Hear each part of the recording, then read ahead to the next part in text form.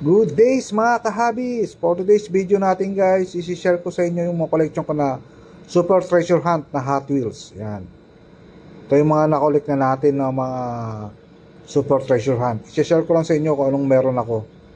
Para magka-idea kayo kung gaano nakarami itong mga collection natin na Super Treasure Hunt. Yan, meron tayong old card yan. Nati-hunt ng tawag pa noon. Yan, solid yan guys. Metal base. Ba, napaka-solid. Kulay pa lang, kakaiba na. Ano yan, patihan. Ang tawag dyan dati. So, itong na meron tayong Ford GT. Yan. Number 4. Yan, solid din yan. Napakaganda. Ito yung mga nahunt natin dati. So, meron tayo, yan. Ford Mustang Shelby. Yan.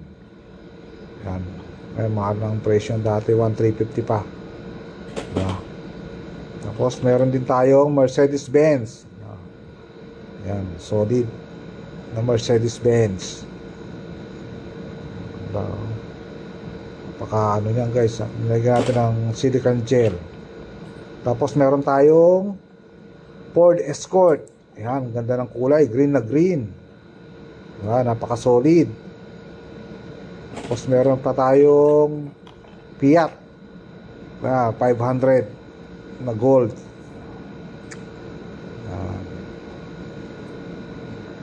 Ang next natin, meron pa tayong ito, collection talaga natin to guys, yung 32 Ford. Yan na gold na Super Treasure Hunt. Solid. Yan talaga yung collection natin. Tapos meron pa tayong BMW. Yan. Na gold. Yan.